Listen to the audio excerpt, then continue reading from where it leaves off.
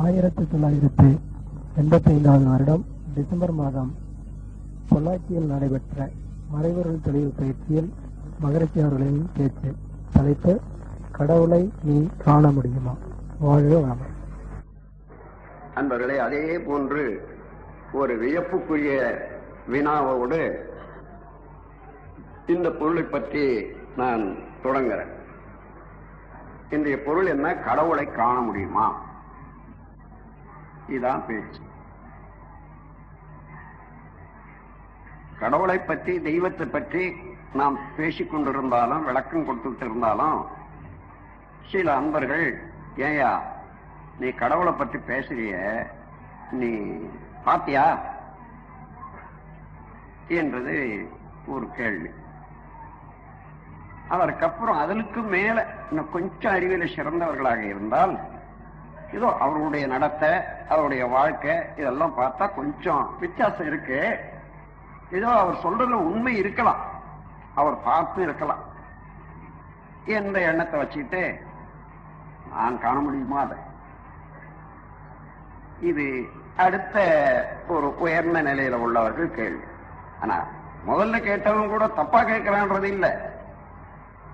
அதாவது இன்னைக்கு கடவுளை யாரு எதுக்காக தேடுறாங்க பார்த்தா, தனக்கு வேண்டிய வேலை சீக்கிரமா முடிக்கலாம்ன்றதுதான்.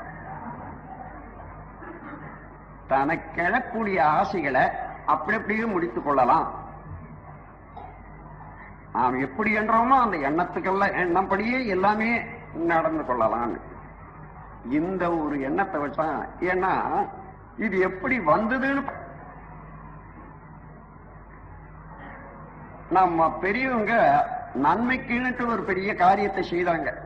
கடவுளை பற்றி வளர்க்கிற போது, நீ அவனை கும்பிடு, உனக்கு எல்லாம் வரும், எல்லாம் கிடைக்கும், எல்லாம் கிடைக்கும்னு சொல்லி வச்சாங்க பாருங்க. அதனால அப்படி கும்பிட்டாலே எல்லாம் கிடைக்கும்னா நேரா பார்த்து பிடிச்சுக்கிட்டா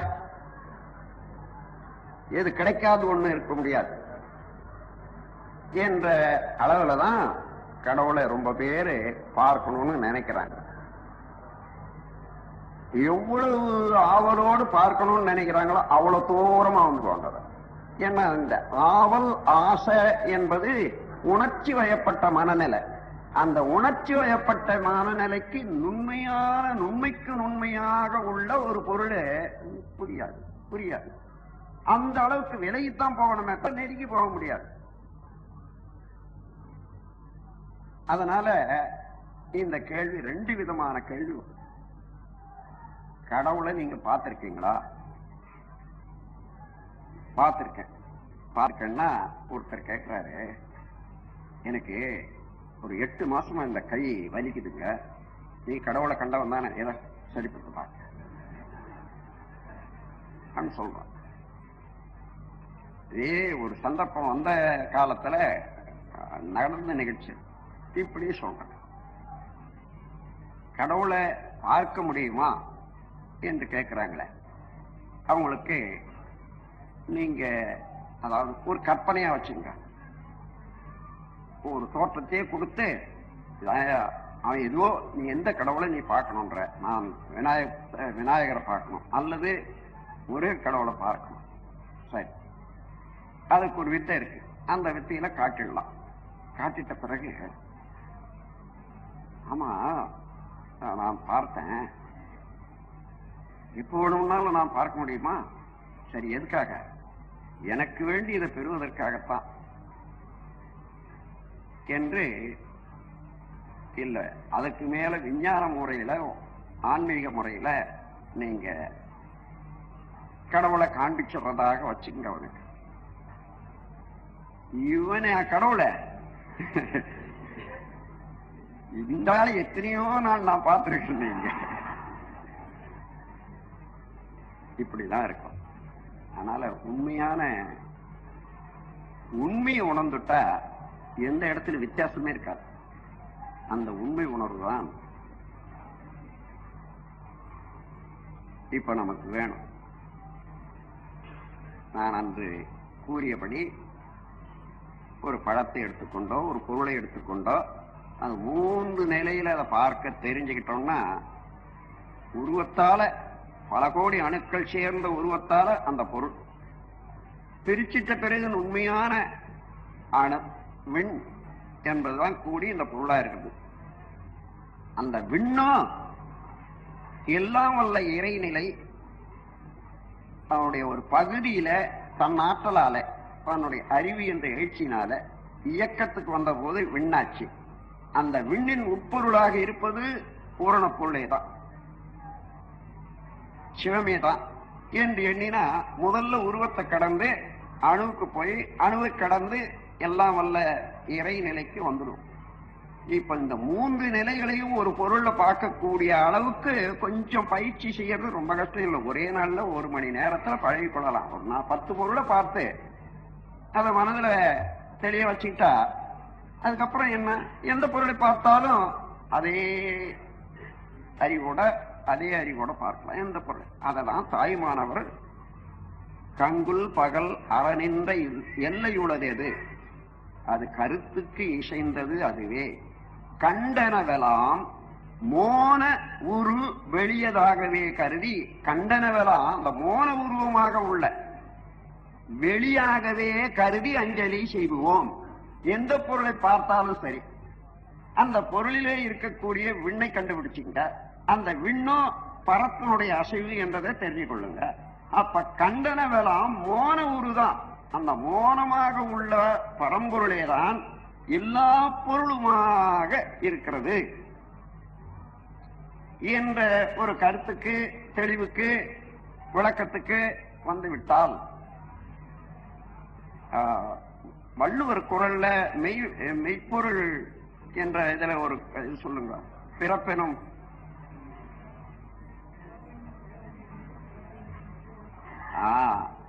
அதாவது பிறப்பு எனும் பேதமை நீங்கிட சிறப்பு எனும் செம்பொருள் காண்பதறிவு. இந்த தோற்றங்கள் என்ன, இது பேனா,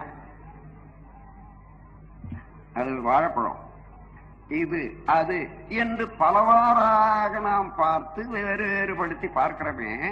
இந்த தோற்றங்கள்ல உள்ள வேறுபாடுகளை கடந்து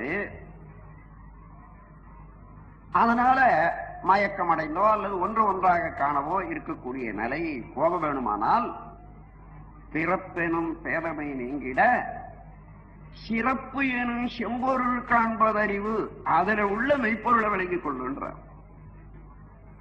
என்ன, பொருளல்லவற்றை பொருள் என்று கூறும் மருளாலாம் மானா பிறப்பு. பொருள் இல்லாதவற்றையெல்லாம் இப்ப பேனாவை பொருள் என்று சொல்றேன், உண்மையில பொருள் அல்ல, அது பல கோடி அணுக்கள் கூடிய ஒரு காட்சி நிகழ்ச்சி தான். அதே போல அணுக்களோ இயங்கிக் கொண்டே இருக்கக்கூடிய ஒரு நிகழ்ச்சி. ஆனால் எது இயங்குகிறது அணுவாக? எல்லாம் வல்ல இறைநிலையே தான் உண்மை பெற்று அணுவாக இயங்கிக் கொண்டிருக்கிறது. அது கூட்டினாலே பேனா எனப்படுகிறது என்று இந்த 3ஐயும் நினைந்து பார்த்தால்தான் என்ன ஏற்படுகிறது? பிறப்பெனும் பேதமை நீங்கிட சிறப்பெனும் செம்பொருள் காண்பதறிவு என்றதும், பொருள் அல்லவற்றை பொருள் என்று கூறும் மருளாலாம் மானா பிறப்பு. பொருள் அல்லாதவற்றை, இது அல்ல பொருள், பேனா அல்ல பொருள், பேனாவுக்கு உள்ளடங்கிய உள்ள விண் பரமே இயங்கிக் கொண்டிருக்கக்கூடிய நிலை கடந்து பரந்தான் இந்த பேனாவுக்கு உட்பொருளாக இருக்கிறது என்று கண்டுவிட்டால் எந்த பொருளிலேயும் அதை பரப்பத்தானே காண்போம். அதைதான் அவர் சொல்றார். பொருள் அல்லவற்றை, இது பொருள் அல்லாதவற்றை எல்லாம் பொருள் என்று கருதுறீங்க.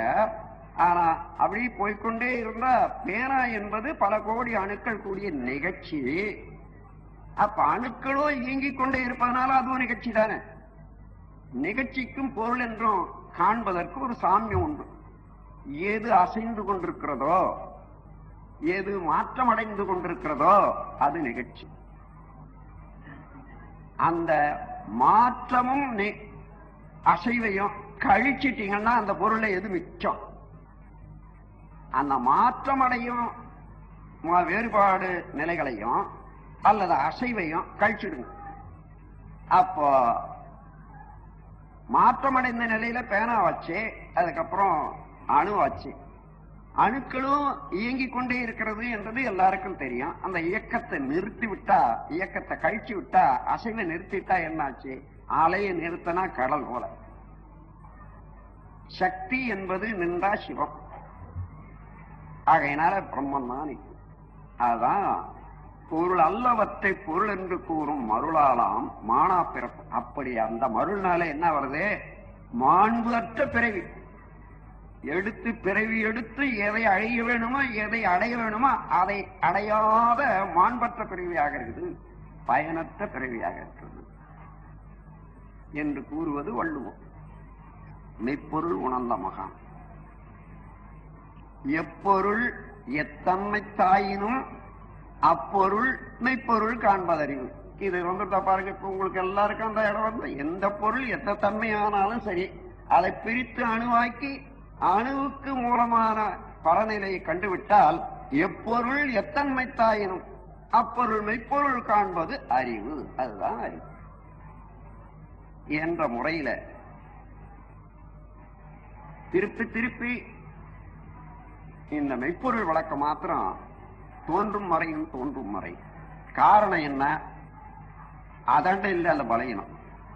அது எப்போ இருக்கிறதான். எதையோ நினைச்சு பூட்டு போட்டுட்டு எவ்வளவு இதை வச்சுக்கிட்டு அப்படி பாக்குறது, அது வெளிச்சம் தெரியுது, மறுபடியும் இது அடைக்குது. இது நீக்கி விடணும். நீக்கிட்டா மெய்ப்பொருள் ஒண்ணுதான் மிச்சம். அது வரையில தோன்றும் மறையும் தோன்றும் மறையும். அதற்காகத்தான் அடிக்கடி அடிக்கடி பல தடவையாக நான் அதை வலியுறுத்தி, அதாவது ஒவ்வொரு எண்ணத்துக்கும் ஒரு கோடு வந்து அது பதிவாகிறது என்று சொல்றேன். அந்த மாதிரி பதிவுல அழுத்தமான பதிவு உண்டாகணும் என்ற எண்ணத்தோட நான் எந்த காட்சியை காட்சியாக இறைவன் காட்சியாக கண்டனோ அந்த நிலையிலே இருந்து உங்கள் அறிவை அந்த இடத்துக்கு தூக்கிட்டு போய் அந்த காட்சி கொடுக்கிறேன். ஒரு தடவை, 2 தடவை, 3 தடவை கொடுக்க கொடுக்க கொடுக்க எப்பொழுது நினைந்தாலும் அந்த காட்சி ஒன்றும். அப்படி பல தடவை நினைந்தால் என்ன ஆகும்? அதுவாகவே அந்த உண்மையே நிலைச்சு விடும். எனவே அப்ப கடவுளை காண முடியுமா என்ற கேள்வி எடுத்துக்கொண்டா, எப்பாரு என்னப்பா பாக்குற? பேனா. சரி, இந்த பேனா எப்படி ஆச்சு? பல கோடி அணுக்களால் ஆச்சு என்று தெரிஞ்சுக்கிறியா? சரியாமா. அணுக்கள் என்பது இந்த மாதிரி இயங்கிக் கொண்டிருப்பதனால அணு நுண்ணிய ஒரு இயக்க மூலக்கூறு. அந்த இயக்கம் நின்று போச்சுன்னா கட்டவெளி சுத்தவெளி பரம் என்று சொல்றதான் அது. அப்ப பரம்தான் அணுவாகி அணுக்கள் இணைந்த கூட்டில பேனாவாக இருக்கிறதப்பா. இந்த பரம்தான் இது பார். அப்படி விளங்கி போனா ஆமாங்க, உண்மையதான். அது பரம்தான் அணுவாகி அணுக்கள் கூட்டுல பேனாவாக இருக்கு. இந்த பேனா மறைஞ்சு போச்சு, அணுவும் மறைஞ்சு போச்சு, பரம் தான் நிக்குது. இந்த காட்சி வந்து விட்டதானால் இப்ப எந்த பொருளை பார்த்தாலும் யாரை பார்த்தாலும் அவனாகவே தான் தெரியும். எந்த பொருளையும் அவனை காணக்கூடிய அளவுக்கு இந்த சாமியம். இதுதான் சுலபமான முறையை நான் கொடுத்துருக்கேன். டா ஃப்ரீஜான் லாஸ் ஏஞ்சல்ஸ்ல ஒரு அறிஞர் இருக்கார். அவர் உலக மதங்கள் எல்லாம் பற்றி, அறிஞர்கள் எல்லாம் பற்றி நல்ல பிரச்சாரம் பண்ணிட்டு வர்றாரு. அவர் ஒரு மாத வெளியீடு கூட இருக்கு. மாதம் இல்லை, 3 மாதத்துக்கு ஒன்று வருது. லாஃபிங் மேன். அதுல ஒரு சமயம் எழுதுறாரு, இன்னும் ஒரு சில ஆண்டுகளுக்கு உள்ளாக the White House will declare the existence of Almighty the God and எழுதுறாரு. The White Houseன்னா அது யுஎஸ்ஏவில் அரசாங்கம் அந்த எல்லா எல்லா ஸ்டேட்ஸும் சேர்ந்து சென்ட்ரல் கவர்மெண்ட் ஒன்று வச்சிருக்காங்களே இல்லையா, அந்த சென்ட்ரல் கவர்மெண்டினுடைய ஹெட் ஆபீஸ் எதுவோ அதுதான் ஒயிட் ஹவுஸ். அது வாஷிங்டன் டிசியில இருக்கு. அங்கதான் பிரசிடென்ட் இருக்கிறது. அதுல இருந்து இது வரைக்கும் கடவுள் என்பது ஒத்துக்கொள்ள முடியாத அந்த வாஷிங்டன் டிசியில் இருக்கக்கூடிய விஞ்ஞானிகள் மூலமாகவே நடத்தி கொண்டு வரக்கூடிய அரசாங்கமாகிய இந்த யுஎஸ்ஏ கவர்மெண்ட் இந்த மாதிரி தான் கடவுள் இருக்கிறார் உண்டு என்பதை நிர்ணயிக்கிற அளவுக்கு ஒரு அறிவிப்பு கொடுக்கக்கூடிய காலம் அண்மையில் இருக்கிறதுன்னு எழுதுறாரு. தெளிந்த அறிவு உணர்ந்து விட்டாரு. ஏன் நான் உணர்ந்த போது மற்றவெல்லாம் உணர முடியாதா? நான் உணர முடியும். ஏனென்றால் மனித மூளை அவ்வளவு, மனித மூளை மாத்திரம் இல்லை, எல்லா ஜீவன்களுக்கு அந்த மாதிரி ஒண்ணு செய்ததுன்னா அதே போல இன்னொன்று அந்த ஜீவன் மாத்திரம் அது செய்யும். இன்னைக்கு உமா ஒரு கதை ஏதோ ஒரு நூல்ல ஒரு குரங்கு கதையை ஒண்ணு சொன்னா. விஞ்ஞானிகளுடைய கண்டுபிடிப்பு தான் அது. அதாவது ஒரு திட்டு, பல திட்டுகள் உள்ள இடம், ஆனா மனித சஞ்சாரம் அங்க அதிகமா கிடையாது. ஏதோ ஒரு ஆராய்ச்சிக்காக போறவங்க தவிர ஒரு திட்டுல நிறைய குரங்குகள், அந்த திட்டுல கிழங்கு, இந்த ஆழ்வள்ளி கிழங்கு இங்க இருக்குது, அதே போல கிழங்குகளே தானாகவே பயிராக வேண்டியது. அந்த குரங்குகளுக்கு அதான் தீனியா. இப்போ அந்த அதை பிடிக்கிறது, பிடுங்கிறது, அப்புறம் எடுக்கிறது, கடிக்கிறது, சாப்பிட்றது, இப்படி இருக்கிற போது நீண்ட காலம் செய்திருக்கும். இது ஒரு குரங்கு என்ன பண்ணுச்சா, அந்த கிழங்கை எடுத்து ஏதோ மனசுல பட்டது போயிடுச்சு, தண்ணீரை போய் அலசிட்டு நல்லா அலசிட்டு கழுவிட்டு சாப்பிடுது. அதுக்கப்புறம் மறுநாள்ல இருந்து அது அப்படியே அலசிட்டு சாப்பிட்றதுன்னுட்டு வந்ததா. இத பார்த்த குரங்குகள் எத்தனையோ அதெல்லாம் அலசி சாப்பிட ஆரம்பிச்சுட்டான். ஆனா முழுதுன்னு இல்லை, அதை பார்த்த வரைக்கும். அப்புறம் திடீர்னு ஒரு நாள் இத பார்க்கவே இல்லை, எந்தெந்த மூலையில் இருக்குதோ அந்த குரங்குகள் அத்தனையும் அலசி சாப்பிட ஆரம்பிச்சுதான். அதே நாள்ல அத போல பல தீவுகள்ல இருக்கக்கூடிய குரங்குகள் இதற்கு அதற்கு சம்பந்தமே இல்லை, எல்லா குரங்கும் அங்கங்க அலசி சாப்பிடுறதுன்னு பழகி போச்சு. இது ஆராய்ச்சியாளர்கள் கண்டுபிடிச்சிருக்காங்க. அதாவது ஒரு மூளையில ஒரு இடத்துல ஒரு தெளிவு வந்தது, ஆனால் அந்த தெளிவு அது முழுவதிலும் பரவிவிடும் என்று, அதாவது அந்த வேவ் லெங்க்ல எந்த எந்த மூளை இருக்குதோ, எந்தெந்த ஆராய்ச்சி இருக்குதோ அதுக்கு தானாகவே விளங்கிடும். அது ஒரு அறிகுறி. இது ஆராய்ச்சியில, அதாவது விஞ்ஞான ஆராய்ச்சியில கண்டுபிடிப்பு. அது நாம் ஒத்துக்கணும். அதே போல இன்றைய மெய்ப்பொருள் விளக்கம் விளங்கியவன் சொல்றதுக்கு பயந்த காலம். ஏன்னா சொன்னா இதுவரைக்கும் கடவுள் என்பதை கண்ணு காது மூக்கெல்லாம் வச்சு பல்வேறு வகையாக கடவுளுக்கு கற்பனை பண்ணி இருக்கிறாங்க. நம்ம நாடு அதுக்கு பேர் போனது. ரொம்ப கட்டிக்காரர்கள் எல்லாம் இருக்காங்க. கொஞ்ச நாள் பார்த்தாங்க கடவுள் ஒண்டியாய வைக்கணும், சரி கல்யாணம் பண்ணி வச்சாங்க. எந்த கடவுளுக்கும் நம்ம நாட்டுல கல்யாணம் இல்லாத கடவுள் இல்லை. அதுக்கப்புறம் கொஞ்ச நாள் பார்த்தாங்க பிள்ளை பேரு, ஒரு பிள்ளை ரெண்டு பிள்ளைன்னுட்டு அது.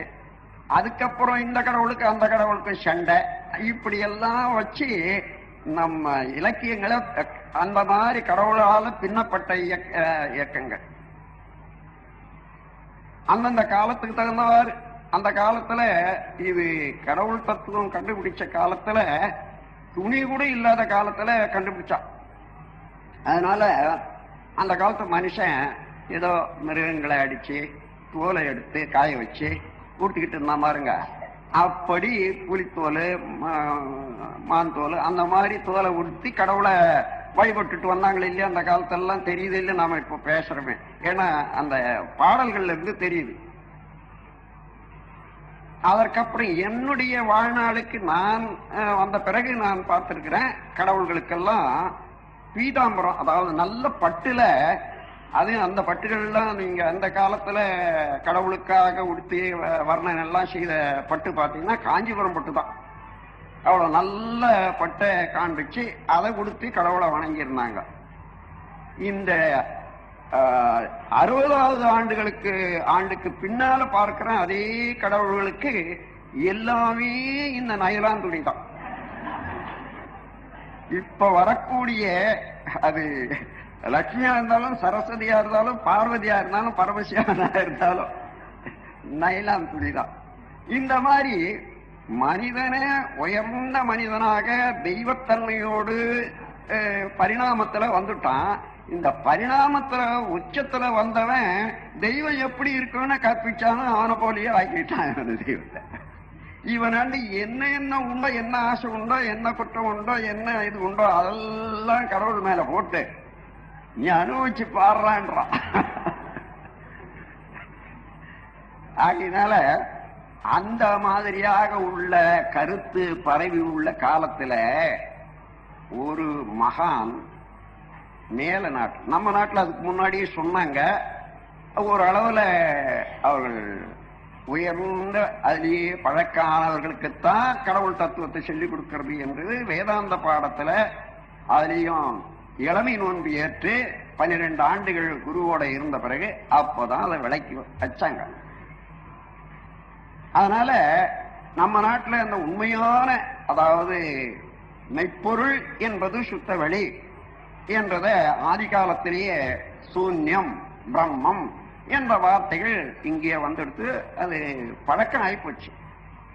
பழக்கம் இல்லாத ஊர்ல ஒருத்தர் சாக்ரட்டிஸ் என்ற ஒரு மகான் உண்மையான கடவுளை கண்டுபிடிச்சிட்டாரு. இதுதான் கடவுள், நீங்க சொல்றதெல்லாம் இல்லைன்னு சொன்னா அவ்வளவுதான். அது சொல்றது மாத்திரம் இல்ல, இளைஞர்கள் எல்லாம் பாடம் கேட்க வந்தாங்க, அவங்களுக்கெல்லாம் பாடமும் சொல்லி கொடுத்திருக்காரு. இத பார்த்த மக்கள் அரசியல்ல இவங்களுக்கு பொருத்தம் இல்லை, இவனை உயிரோட வச்சா எல்லா பசங்களும் கட்டுடுவாங்கன்னுட்டு அந்த மாதிரி தீர்மானம் பண்ணிட்டு தான் அவரை கொலை செய்யறதுக்கு, அதாவது தண்டிச்சுட்டாங்க. தண்டனை கொடுத்தது என்ன தண்டனை? கோனியம் என்ற ஒரு விஷம். அந்த விஷத்துக்கு என்ன அதிகாரம்னா, அதை சாப்பிட்டா காலில் இருந்து கொஞ்சம் கொஞ்சமா மரத்துக்கிட்டே வரும். அப்படியே மரத்துக்கிட்டே வந்து இருதயத்தை பிடிச்சி இருதய மரத்தை விழுந்துருமா.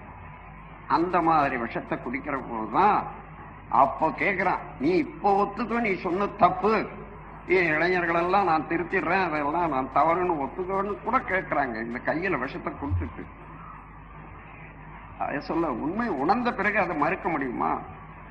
அதை பேசிக்கொண்டே அந்த உண்மையை விளக்கி கொண்டே அதை சாப்பிட்டு கொஞ்சம் கொஞ்சமா வர அப்படி உயிர் விட்ட மகான் தான் சாக்ரட்டிஸ்.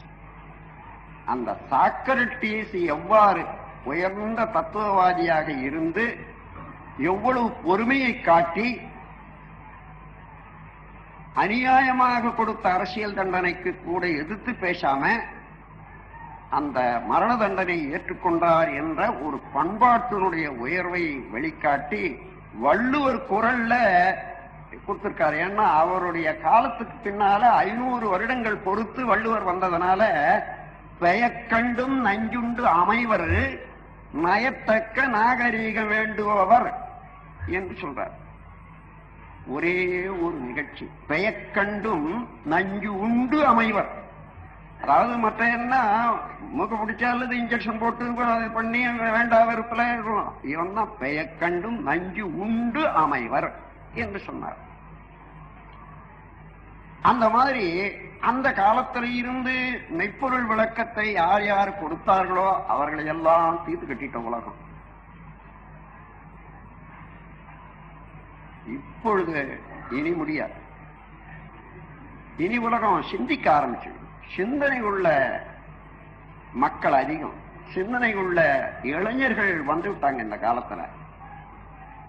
இனிமே ஒருவரையும் மெய்ப்பொருள் விளக்கம் கொடுக்கறதுனால அதனால அவரை மாய்க்க முடியாது.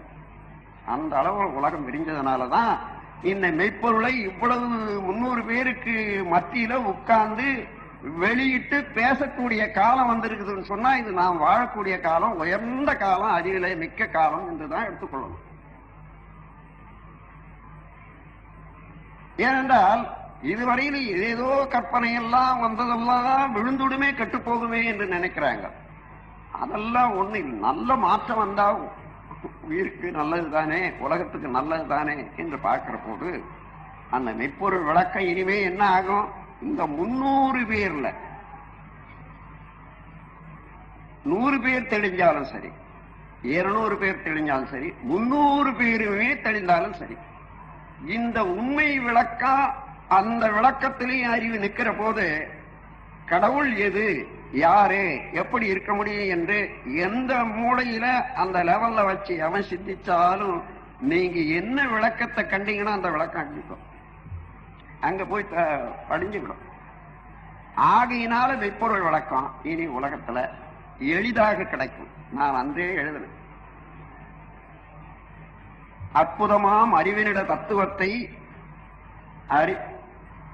அனைவரும் எளிதாக உணர்ந்து கொள்ள விற்பனைக்கு வெளியாகும் நூல்கள் மூலம் விரித்துரைக்க முறைகள் பல வகுப்பான். எங்கும் கற்பனைக்கே இல்லாத கற்பனைக்கே இடமின்றி ஆழ்ந்து ஆய்ந்து கண்ட முடிவுகளினின்று வழிவிடாத நற்பண்பின் எல்லையிலே மனிதர் வாழும் நாட்களோ தூரத்தில் இல்லை இல்லை என்று உலக சமாதானத்துல ஒரு கவி கொடுத்திருக்கு. ஆகவே அந்த முறையில பார்த்தா இது ஒரு சிறந்த அறிவு ஒளி மிகுந்த காலம். குழப்பங்கள் இருக்கலாம், புகழச்சம் இருக்கின்றது. ஆனால் ஒன்று சொல்றேன், 50-60 வயது உடையவர்கள் அல்லது 50 வயது உடையவர்களுக்கெல்லாம் தெரியும், 30 ஆண்டுகளுக்கு முன்னதாக இந்த கிராமங்கள்ல பகல்ல சோறு என்பதை காணாத குடும்பங்கள் எண்ணிறந்தன. பகல்லே இல்லைன்னா ராத்திரில என்னன்னு பார்த்துக்கோ, ஏதோ ஒரு கூழு கஞ்சி அப்படியே வச்சுக்கிட்டு அப்படி இருந்தாங்க. சொக்காய் என்பது அவன் ஆயுள் பரியந்தம் காணாமலே உயிர் விட்ட ஜீவன்கள் இப்ப 20 ஆண்டுகளுக்கு முன்னதாக நாம் பார்த்த அளவுல சொக்காய பார்த்ததே இல்லை. அவங்க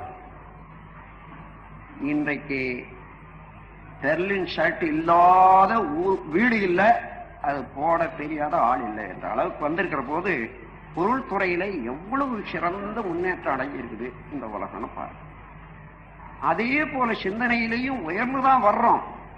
இந்த பழைய சம்பிரதாயத்தை வச்சுக்கிட்டு அடக்கியாளும் தன்மையோடு இருக்கக்கூடிய அரசியல்ல உள்ள தலைவர்கள் இருக்காங்க பாருங்க, அவர்களுடைய ஒரு ஆதிக்கம் அதை விட்டு கொஞ்சம் கூட இப்படி நகரக்கூடாது என்றதுக்காக இந்த அரசியல்வாதிக்கு ஒன்றுதான் இன்று மக்கள் முன்னேற்றத்தை தடுத்துக்கிட்டு நிக்குது.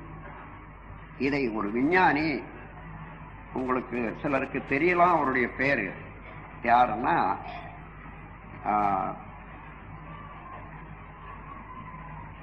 பக் மினிஸ்டர் புல்லர் பேர், பக் மினிஸ்டர் புல்லர். அவர் எல்லாவற்றையும் எழுதிக்கிட்டே வந்தார். பொருளாதாரம் உலகம் இப்படி இருக்குதுன்றதெல்லாம் எழுதி அரசியல்வாதம் இவளெல்லாம் பெரிய விஞ்ஞானி தான் அவர். அவர் நோபல் பரிசு பெற்றவர். ஒரு இடத்துல எழுதுறாரு, இப்ப நாம் என்ன செய்யணும் என்ன செய்யற போது சொல்ற போது ஒரு 10-15 பெரிய ராக்கெட்டு செய்யணும். இப்போ இன்னைக்கு உலகத்துல உள்ள எல்லா நாட்டு அரசியல் தலைவர்களும் அந்த ராக்கெட்ல வச்சு ஒரு வருஷம் ஆகாயத்திலேயே சுத்த விட்டுடணும், எல்லா வசதியும் கொடுத்து. அந்த இடத்துல விஞ்ஞான அறிஞர்கள், தொழில் அறிஞர்கள், மற்றவர்கள் எல்லாம் வச்சு அந்த இடத்தை நிரப்பணும். அவங்க திரும்பி வர்றதுக்குள்ள உலகம் முழுவதும் திரும்பிடும். அதுக்கப்புறம் அவங்களுக்கு வந்தா வேலை இல்லாத போயிடும். இப்படியே எழுதுறாருங்க. எவ்வளவு ஒரு சிந்தனை, நாட்டினுடைய நலன் சிந்தனை, எங்க கேடு இருக்குதோ அந்த கேட்டு எப்படி ஒழிக்கணும் என்ற அளவுல அந்த மாதிரி. ஆகையினால இந்த கடவுள் நேரி உலகத்துக்கு பரவ அந்த உண்மை விளங்க தானா ஒழுக்கம் வந்துடுது, விழிப்பு நிலை வந்துடுது. அளவுக்கு மீறி செயல் செய்யக்கூடாத அளவுக்கு ஒரு பண்பாடு வந்து விட்டது. பிறர் நலம் முன்வைத்து தன்னலம், தன்னுடைய தேவை முடிக்கக்கூடிய ஒரு பேரறிவு வந்து விட்டது. சமுதாய நலத்தை முன்வைத்து தன்னலத்தை காக்கக்கூடிய அளவுக்கு ஒரு பண்பாடு உருவாயிடும். உலகத்துல போருக்கு ஏன் வழி? உலகத்துல சமாதானம் உண்டு, உலகத்துக்கு சமாதானம் உண்டாகும். அந்த சமாதானத்துக்கு அடிப்படையாக உள்ள வித்து இந்த குண்டலினி யோகம் தான். மற்ற யோகங்கள் எல்லாம் அந்த முழுமையாக அங்க அதை அமைக்கல, இணைக்கல. அதனால எல்லா யோகங்களையும் எல்லா நெறிகளையும் வாழ்க்கைக்கு முழுமையாக மனிதன் ஆரம்பத்திலிருந்து முழுமை பெற எல்லாருக்கும் ஏற்ற ஒரு திட்டத்தை உடையது இந்த குண்டலினி யோகம், கர்மயோகம். ஆகவே இதை உலக பொது சமயமாக நாம் அறிவிச்சிருக்கோம். அது வேண்டிய திட்டங்களை கர்மயோகம் என்ற இடத்துல நான் சொல்றேன். எனவே அன்பர்களே, கடவுளை காணும் நீங்க பார்த்தீங்களா? நான் பார்த்தேன். எப்படி இருக்குன்னு சொல்ல முடியுமா? சொல்ல முடியும். ஆனா உனக்கு அந்த அளவுல கூர்ந்த சிந்தனை இருந்து கொஞ்ச நேரம் செவி கொடுத்து கேட்க முடியுமானால் உட்காரு, நான் சொல்றேன் சொல்லி எதுவுமே வேணாம். அவங்க கையில் இருக்கக்கூடிய எந்த பொருளையாவது எடுத்துங்க, அந்த பொருள் இருந்து இந்த 3 தன்மையை விளக்கி சொல்லுங்க. இது இந்த மாதிரி உருவத்தால இப்படி இருக்கிறது. இதை பிரித்து கொண்டே போனா என்ன ஆகும்? அது கடைசி பட்சமாக வரக்கூடியது அணு, அதாவது பரமாணு என்ற நுண்ணிய இயக்கம். அது ஒன்றும் இல்லப்பா, அது சுழன்று கொண்டே இருக்கக்கூடிய ஒரு அலைதான். எல்லாம் வல்ல ஸ்டாட்டிக் ஸ்டேட், இருப்பு நிலையானது. அது இயங்க ஆரம்பிக்கிற போது அதற்கு சக்தி என்றும் விண் என்றும் பேரு. அந்த விண்ணின் கூட்டு தான் இது. அப்ப ஆரம்பத்துல ஸ்டாட்டிக் ஸ்டேட், இருப்பு நிலையாக உள்ளது, பொருளாக உள்ளது, சிவமாக உள்ளது எதுவோ அதுதான் கடவுள். அது எங்கும் உள்ளது, எப்பொழுது இருக்கிறது, எல்லாவற்றுக்குள்ள இருக்கிறது என்றதை விளக்கி விட்டு கொஞ்ச நேரம் மேல கேள்வி கேட்பாங்க. அந்த கேள்விக்கு பதில் சொல்வதற்கு அமைதியா இருக்கணும், சினம் இல்லாம. தானாகவே இந்த விளக்கத்தோடு விளக்கும் போது உண்மையாகவே அவன் அறிவு அதுவே ஆகையினால அந்த உள்ளறிவு, அடித்தள அறிவு அப்படியே மேல எழுந்து அவனை மாற்றிக்கொள்ளும். அன்பர்களே, இப்பொழுது எல்லா பொருளையும் சிவனை உணர்றோம், பரத்தை உணர்றோம், அந்த அறிவு வந்து விட்டது. இன்னும் என்ன உண்மை உணர்ந்தது வேதம். அந்த உண்மையை வாழ்க்கையில பயன்படுத்துவது சாத்திரம். அங்க வரும்போது இந்த உலக பொருட்களை 3 தன்மையாக பிரிச்சுடுங்க. நான் முதல்ல சொல்லியிருக்கேன், இப்போ அதை திருப்பி உங்களுக்கு கொடுக்குறேன். 3 தன்மை என்றால் பரமாணு முதல் கொண்டு அண்டங்கள் வரையில உயிரற்ற பொருட்கள், அதாவது உணர்ச்சியற்ற பொருட்கள். ஆங்கிலத்தில் இன்அனிமேட்னு சொல்லுவாங்க, இன்ஆர்கானிக் மேட்டர்ஸ் என்று சொல்லுவாங்க. ஷடப்பொருட்கள் என்று சான்ஸ்கிரிட்ல சொல்லுவாங்க. அந்த மாதிரி உள்ள எல்லா பொருளையும் ஒரு பகுதியாக பிரிச்சுக்கணும். 2வது, உணர்ச்சி உள்ள பொருட்கள் ஓரறிவு முதல் கொண்டு 5 அறிவு உள்ள வரையில, அது ஒரு தொகுதி. அதற்கு மேலாக மனித இனம், இப்படி ஒரு தொகுதி. இந்த 3 போதும். இந்த 3 பேருக்கு 3 நிலையில ஒவ்வொரு பொருளோட நாம் எப்படி தொடர்பு கொள்ளணும். எல்லா இடத்துலயும் இறைவன் தான், எல்லாமே இறைவனே தான் அந்த இடத்துல வந்திருக்கான் தெரிஞ்சாலும் அந்தந்த அறிவு நிலைக்கு ஏற்ப அங்க அறிவு எந்த அளவுல செயல்படுகிறது என்றுனா அறிவுதான் தன்மையாக இருப்பதனால அந்த தன்மையை உணர்ந்து நாம் எப்படி அதோடு தொடர்பு கொள்வது, எப்படி பயன்படுவது என்ற போது ஒவ்வொரு பொருளிலும் அந்த பேட்டர்ன், பிரிசிஷன், ரெகுலாரிட்டி என்று இருக்குது அல்லவா? அதாவது அமைப்பு, அதனுடைய துல்லியம், தன்மை, அதனுடைய இயக்க ஒழுங்கு, இதை அறிந்து இந்த பொருளோட தொடர்பு கொண்டால் என்ன என்ன விளைவுகள் எனக்கு ஏற்படும் என்பதை தெரிந்து, அதுதான் அதனுடைய அறிவின் தன்மை. அதனால் தன்மை என்னென்ன தன்மை, அது எப்படி உபயோகப்படுத்திக்கலாம் என்ற போது இதுதான் அச்சேதன பொருட்கள்ல அந்த அறிவு பேட்டர்ன், பிரிசிஷன், ரெகுலாரிட்டி என்ற அமைப்பு, துல்லியம், இயக்க ஒழுங்கு என்ற முறையில அதில் அமைந்தது என்ன என்று கண்டுகொண்டு அதோட எவ்வாறு என்னுடைய வாழ்க்கையில அதை பயன்படுத்திக் கொள்வேன், அதோட நான் டீல் பண்ணிக் கொள்வேன் என்று தெரிந்து கொள்ள வேண்டியது முதல் வேலை. 2வது, உயிரினம் ஒவ்வொரு அறிவு முதல் கொண்டு 5 அறிவு வரையில உணர்ச்சி உள்ள பொருட்கள் அவைகளெல்லாம் உடலுக்கு உணவு வேண்டும், இந்த இயற்கையை அனுபவிக்க வேணும் என்ற அறிவு தான் அதுக்கு இருக்கு. அதுல ஒவ்வொரு ஜீவனும் இன்பத்தை அனுபவிச்சுக்கிட்டு இருக்கு. அந்த இனிமை கெடாத அந்த உயிர்களுக்கு என்னாலான உதவி என்ன செய்யும்? தன்னை அழிக்க வந்த உயிரை அதை தடுத்தோ அல்லது அதை எந்த வழியில தடுக்க வேணுமோ எதுக்கு வேணுமோ எடுத்து செய்யறதுக்கு உரிமை உண்டு ஒவ்வொரு உயிருக்கு. ஏன்னா சர்வைவல் என்ற ரைட் இருக்குது பாருங்க, பர்த் ரைட். அந்த பிறவியினுடைய ஒரு மதிப்பை குலைக்கக்கூடியது எதுவா இருந்தாலும் அதை தடுக்க வேண்டியது உயிருள்ள பிராணிகளுக்கு உரிமை. அந்த பிறப்புரிமை என்பது வாழக்கூடிய உரிமை கெடுக்கக்கூடியது. எந்த உயிரா இருந்தாலும் அதை தடுக்கிறது எந்தெந்த முறையில எளிய முறையில தடுத்துக் கொள்ளலாம், அது தடுக்க வேண்டியதுதான். முடியாத போது அவன் உயிர் போனாலும் பரவாயில்லை, வேற வழியே இல்லைன்னா அந்த இடத்துலதான் முடிவு போறோம். அப்போ ஓரறிவு முதல் கொண்ட 5 அறிவு வரையில அந்தந்த உயிருக்கும் உள்ள மதிப்பை அளித்து அந்த உயிரை நாம் எப்படி எப்படி பயன்படுத்திக் கொள்ளணும்.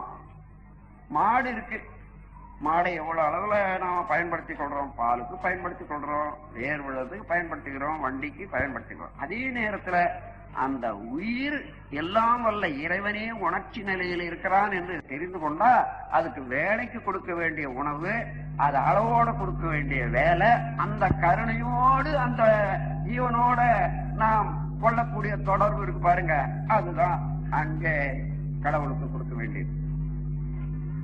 பரத்துக்கு கொடுக்க வேண்டிய மரியாதை அவ்வளவுதான் ஜீவன்களிடம்.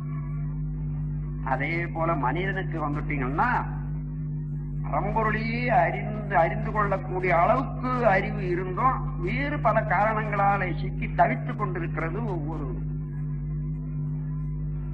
வெளியில எல்லாம் அரசியல்வாதி கிட்ட சிலர் தவித்துக் கொண்டிருக்காங்க, ஒரு எஜமானன் கிட்ட வேலைக்காரன் என்ற முறையில தவித்துக் கொண்டிருக்காங்க, வேலைக்காரங்கிட்ட எஜமானங்க தவித்துக் கொண்டிருக்காங்க. இப்படி பலவாறாக இருக்கிற போது அவரவர்கள் எந்த இடத்துல இருக்கிறோம் அவர்களுக்கு நான் செய்ய வேண்டிய கடமைன்னா அவங்க எதிர்பார்க்கிறது என்ன என்ற அளவுல இருந்தா முதல்ல நீங்க என்ன செய்யணும்? இதுவரைக்கும் என்ன கருத்துலையோ என்னென்ன காரணத்தினாலேயோ கணவன் மனைவி உறவுல ஏற்றம் தாழ்வு கருத்து வேறுபாடு வந்திருக்கும். முதல்ல இந்த எண்ணத்தோட எல்லாம் வல்ல இறைவன் ஒவ்வொரு பொருளையும் இருந்து கொண்டு என்னுடைய வினையை தீர்ப்பதற்காக இந்த உருவத்துல கணவன் என்ற உருவத்துல வந்திருக்கிறாரு, மனைவி என்ற உருவத்துல வந்திருக்காங்க, எனக்கு உதவி என்ன ஆட்கொள்வதற்கு. ஆகவே நான் அவருக்கு என்ன செய்யணும், நான் அவளுக்கு என்ன செய்யணும், எந்த வகையில நான் அவள் உய்வதற்கு வாழ்வதற்கு நான் உதவி செய்ய முடியும் என்ற ஒரு கருணை பிறக்குமையானால் நீங்க மெய்ப்பொருள் உணர்ந்த மகான்கள் அந்த மெய்ப்பொருள் உணர்ந்த தெளிவ வாழ்க்கையில பயன்படுத்தக்கூடிய ஒரு ஒரு அதுக்கு என்ன சொல்றது, துறவின்னு சொல்லலாம். எந்த மெய்ப்பொருள் நாம் உணர்ந்தோமோ அந்த நிலையிலேயே வாழ்க்கையில கொண்டு வந்துட்டோம்னா அதுதான் முழு துறவு. உறவிலே கண்ட உண்மை நிலை தெளிவு துறவு எனப்படும் என்ற முறையில நீங்க வீட்டுக்கு போன உடனே முன்ன எப்படி இருந்தேன் இப்ப எப்படி நான் இருக்கணும், அதுக்கு முன்னாடி இங்கேயே ஒரு பிளான போட்டுக்குங்க. அங்க போன உடனே அவ்வளவு நினைவு வரணும்.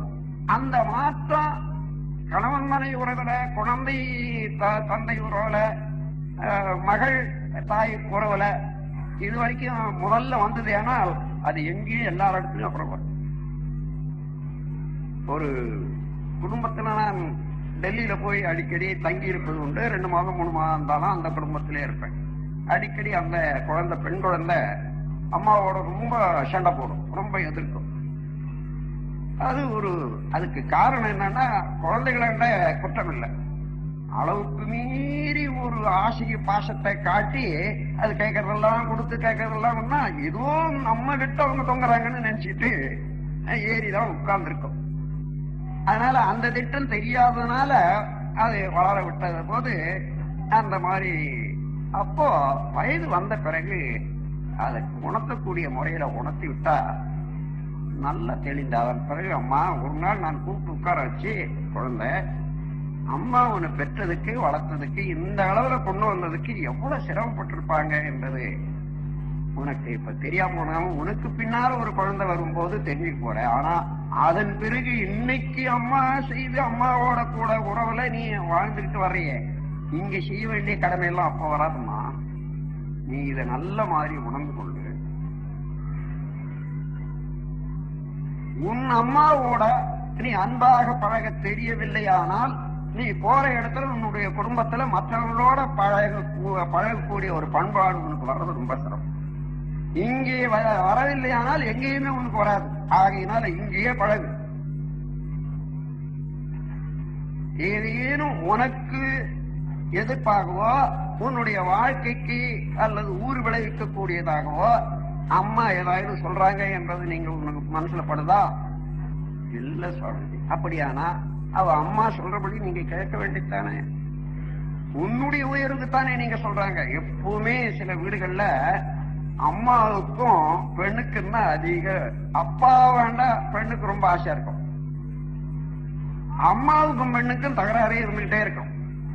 ஒண்ணும் தகராறு இல்லை, அது மிதமிஞ்சி காட்டி அன்பினால அந்த மாதிரி அம்மா நான் சொன்னபடித்தானே ஆடணும் என்ற அளவுல இருக்கும். ஆகையினால அந்த மாதிரி ஒரு குடும்பத்திலேயே நம்மால பெற்ற ஒரு விளக்கத்தை, ஒரு பேரறிவின் தெளிவை பயன்படுத்த முடியவில்லையானால் இந்த 6 நாள் விழா போச்சுன்னு நினைச்சுக்கோங்க.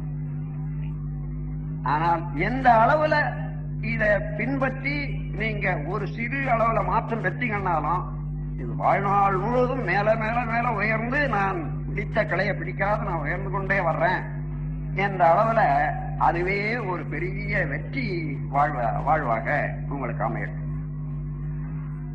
எனவே இந்த காட்சியை மறக்க வேண்டும். யாரை பார்த்தாலும் இறைவன் தான் உள்ளிருக்கிறான். ஆனால் அங்கே உள்ள அறிவு நிலை என்ன, தேவை என்ன, எனக்கு அவங்களால நடக்க வேண்டியதுன்னா என்னால அவர்களுக்கு செய்ய வேண்டியது என்று அந்தந்த இடத்துல அவரவருடைய அறிவு நிலைக்கு ஏற்பத்தான் நான் தொடர்பு கொள்ள வேண்டியதா இருக்கு. இது 3ஆ பிரிச்சுட்டோம் பாருங்க. முதல் பிரிவு சாதாரண பொருட்களோட எந்த மாதிரி தொடர்பு கொள்ளணும். கத்தி அசேதன பொருள். ஆனா அந்த கத்தியோட எவ்வளவு ஜாக்கிரதையா இருக்கணுமோ இருந்தா நமக்கு வேண்டிய வேலை எவ்வளவு முடிச்சுக்கலாம். ஆனா அந்த கத்தியோடவே நாம தான் விலைக்கு வாங்கணும்னு வச்சுக்கோங்க.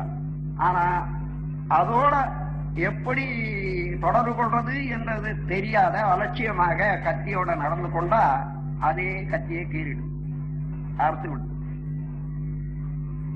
அதே போல சாதாரண ரசாயன பொருட்கள் கூட உப்பு போட்டு சாப்பிடுறோம் தினந்தோறும். அது இல்லாத சாப்பிட முடியல, அந்த மாதிரி பழகிட்டு இருக்கோம். உப்பில்லாத சாப்பிட்டு பழகிறவங்க இருக்காங்க, சாப்பிடுறவங்களும் இருக்காங்க. ஆனா பொதுவாக உப்போட சாப்பிட்டு தான் நாம பழகி இருக்கோம். ஆனா 2 தடவை உப்பு விட்டாங்கன்னு வச்சுங்க, அன்னைக்கு என்ன ஆச்சு? முடியாது. அதுக்கப்புறம் நமக்கு ஒரு பழமொழி ஒண்ணு இருக்கு, உப்பு மிஞ்சினா தண்ணி, தண்ணி மிஞ்சினா உப்புன்னு இருக்கு. அந்த பழமொழியின்படி தண்ணி ஊத்துறாங்க, அப்புறம் கொதிக்க வைக்கிறாங்க, சரியா போகுதுன்னு வச்சுங்க. ஆனாலும் அதனுடைய தரம் மாறி போச்சு. இதுதான் அச்சேதன பொருட்களோட எவ்வாறு தொடர்பு கொள்ளணும் என்ற போது அந்தந்த பொருள் தன்மையை அறிந்து அந்தந்த பொருள் தன்மைக்கு ஏற்ற அளவோடு முறையோடு அனுபவித்துக் கொள்ளணும். அதே போல ஜீவன்கள் இடத்துல நாயோட எப்படி, பூனையோட எப்படி, தேளோட எப்படி, புறானோட எப்படி, கொசுவோட எப்படி தொடர்பு கொள்ளணும்னு சொன்னா, ஒருத்தர் வந்தாரு டெல்லியில 181 என்ற நம்பர்ல இருக்கிற போது ஒரு பிரமாதமா பெரிய அளவுக்கு தினந்தோறும் நடக்கும்.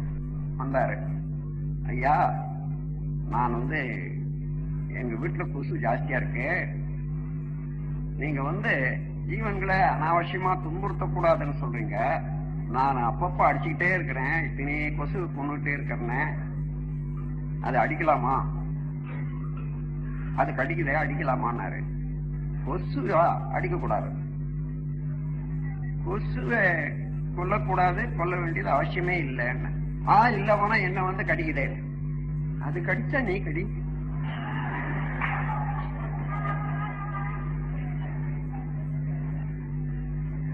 அது சின்ன பல்ல வச்சுட்டு கொஞ்சம் இடத்துல கடிக்குது.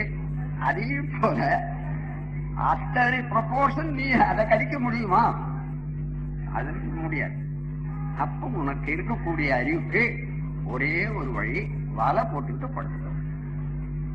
இதுதான் நீ செய்ய வேண்டியது. அந்த கொசுவோட எப்படி டீல் பண்ணணுமோ அதை தான் செய்யணுமே தவிர கொசுவை நீ அனாவசியமா கொல்லக்கூடாது என்று சொன்ன. அது போல ஒவ்வொரு பொருளோட அதனுடைய தன்மைக்கு ஏற்ப நாம் நடந்து கொள்ளணும் என்றது மாத்திரம் தெரிந்து கொண்டோம்னா கட்டாயம் எல்லா பொருளும் எல்லா ஜீவன்களும் நமக்கு நண்பர்கள் தான்.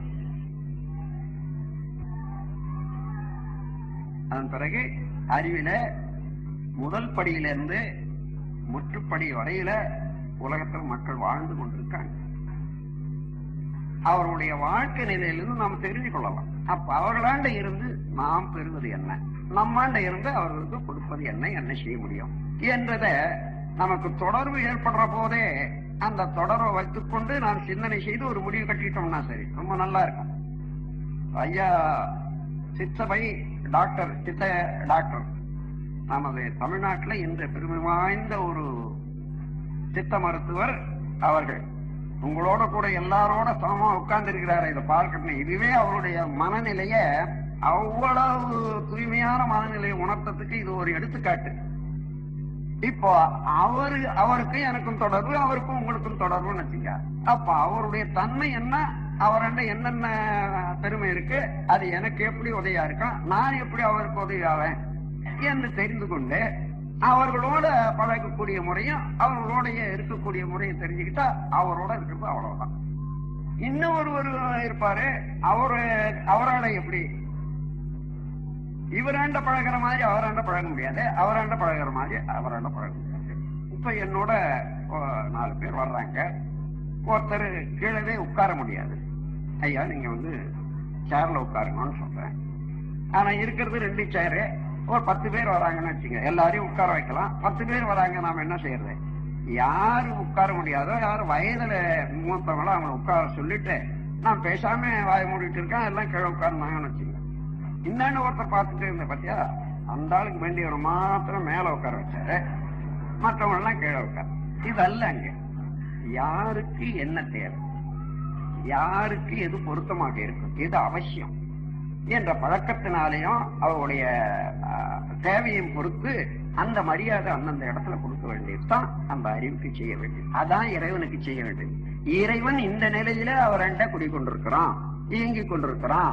அந்த இறைவனுக்கு செய்ய வேண்டிய பூசை நாம் இந்த முறையில அவரோட நடந்து கொள்ளும். இந்த 3 தெரிந்து கொண்டோம்னா ஒன்னும் சிரமம் இல்லையே, இப்போ கடினம் இல்லையே. உணர்ந்து கொண்டதை செய்து பழகி கொள்ளணும். அப்பதான் நினைச்சதெல்லாம் நடக்கணும்னு நினைக்கிறவன் தெரிஞ்சத வரைக்கும் நடக்கணும்னு நடந்தா அதுக்கப்புறம் நினைக்கிறதெல்லாம் நடக்கும். தெரிஞ்ச வரைக்கும் நடக்கிறது என்ற பண்பாடு வர்ற போதுதான் மனதுக்கு ஒரு உரை ஏற்படும். அது இல்லாத வரைக்கும் வராது. ஆகவே நல்ல முறையில எந்த பொருளையும் இறைவனை காணக்கூடிய அறிவை இன்றையிலிருந்து மறக்கவே வேண்டாம். எத்தவத்தை செய்தாலும் ஏதவத்தை பட்டாலும் முத்தர் மனமிருக்கும் ஓணத்தே என்றது உங்களுடைய வாழ்க்கையில இயல்பாக மாறிடும். பாதி விளையாடி கைவீசி வந்தாலும் தாதி மனம் நீர்குடத்தே தான் என்ற ஒரு கவி எந்த காலத்திலே எழுதினாலும் அது ஒருவருடைய அனுபவத்தை வச்சு எழுதின போதிலும் இன்று எல்லாருக்கும் பொருத்தமானது. அந்த நிலைக்கு எல்லாரும் வந்திருக்கீங்க. இதை வலியுறுத்தி கூறி இதோடு இறைவனை காண முடியுமா என்ற கேள்விக்கு காணவும் முடியும், காட்டவும் முடியும் என்ற பதிலாக்கி கொண்டு விளக்கத்தோடு அச்ச நீங்கி தெளிவோடு நீங்களும் வாழ்ந்து மற்ற